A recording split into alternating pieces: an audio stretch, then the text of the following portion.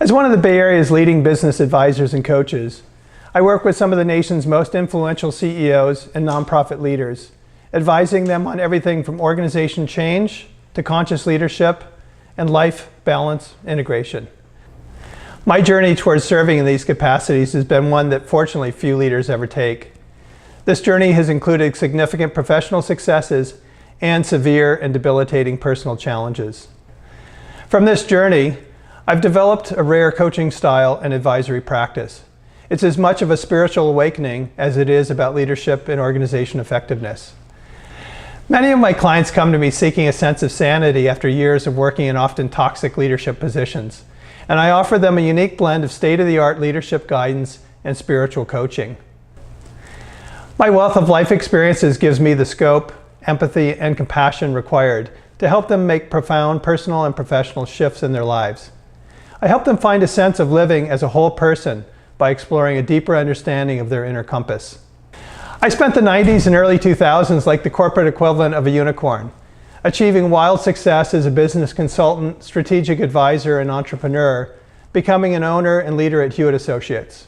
Over a 14-year period, I helped grow Hewitt from 2,200 to 25,000 associates, becoming a global leader in organizational change, human resources, outsourcing, and one of the most admired consultancies in the world. During my 14 years at Hewitt, I facilitated organizational growth, managed global mergers, and opened new markets for an expansive roster of corporate and nonprofit clients, including Hewlett-Packard, Icon Office Solutions, MBNA Corporation, Royal Bank of Scotland, Royal Dutch Shell, W.L. Gore, American Red Cross, Glaxo, Halliburton, Lehigh University, and the University of Pennsylvania. Like most success-driven professionals, I doubled down by enrolling in graduate school to pursue a master's degree in organization dynamics from the University of Pennsylvania. In this program, I was engaged in international coursework in China, Hong Kong, and Japan, studying strategy, structure, and business cultures. I also took on a new multi-million-dollar client in addition to my existing clients. With travel, work, and school, I averaged about 4 hours of sleep per night. With such a hectic schedule, it was not long before my body began to send me signals that something was wrong. I was diagnosed with Lyme disease, treated with antibiotics for a month, and promptly resumed my crazy schedule. In the late 1990s, I relocated to the UK with my family in tow to support top-shelf clients Glaxo, the Royal Bank of Scotland, and Royal Dutch Shell, and working with the European operations of Halliburton.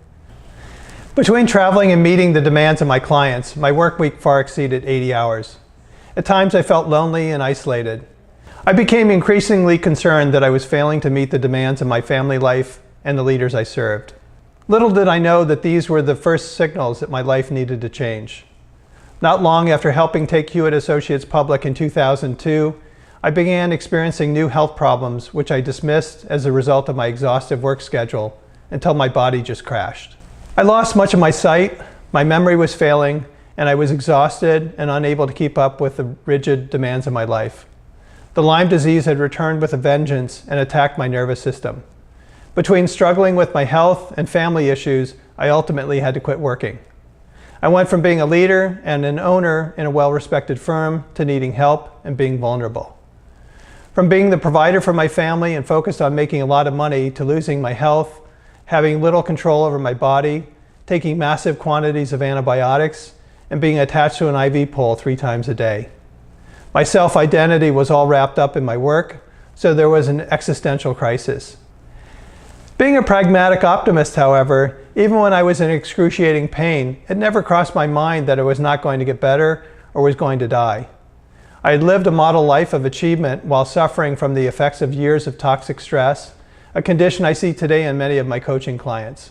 After a year and a half, the doctor who was quarterbacking my care told me he had done all that Western medicine could provide.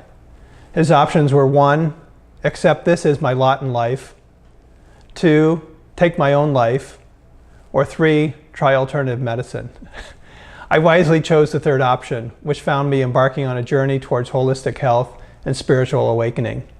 I realized I'd been living a one-dimensional life by defining my value by my career and financial accomplishments, rather than the broader perspective of the person beneath the outward success story.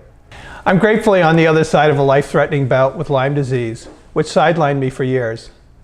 Although I approached wellness as healing my physical body, I soon realized I was on my way to healing many areas of my life, including the healing of my spiritual, psychological, and emotional bodies. My illness is the best gift I've ever received in my life, but I wouldn't wish it on anybody. I offer my wisdom and experience to other leaders so they don't have to go through what I went through. Short of the loss of a child, I've experienced everything good and bad that life has to offer. By 2008, I was living a completely different life, dedicated to healing myself in a multitude of ways and developing my spiritual consciousness. At this time, I had a week-long retreat in southern Arizona with the Tibetan Buddhist Pakyab Rinpoche. It was the opening of my spiritual practice. I was introduced to a reality I didn't know existed, one of energetic healing. I've described the experience as feeling like the Tin Man receiving his heart. Enjoying a broader and more productive life, I'm no longer defining myself by my career, status as an owner in a prestigious firm, or the outcome of my latest strategy, deal, or merger. My priorities have shifted from expanding my sphere as a corporate executive to expanding the human heart. In 2011, with a lifetime of insights in business and personal growth, I started Eddington Advisory Services to help leaders explore their lives and work in a more profound way. My clients now include leaders at the Gladstone Institutes, Wisdom Labs, NurseGrid, Universal Companies, among others. My goal is to ensure that my clients be the best people they can be, helping them become incredible human beings, more effective leaders, and wise stewards of their organizations.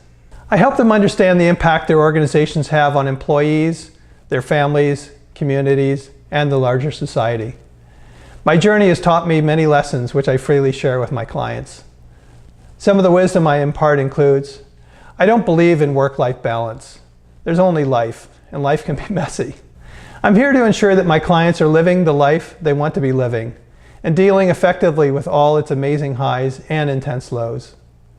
I teach what I've learned. You cannot separate your personal life from your work life. I support clients in any way they need to be supported, whether they're dealing with substance abuse, their own or family illnesses, career challenges, divorce, or the loss of a loved one. I show them how to be calm in the midst of whatever troubles they're facing. I don't feel that any of what I'm doing is a calling, per se. I believe life is a magical experience that unfolds in ways we could never imagine. Life gives each of us an opportunity to help people take a journey that reveals a whole new perception of what it means to be a leader and a fully realized human being. And this is an amazing gift. People ask me what it was like to lose everything when I was ill. Sorry, I'm getting emotional.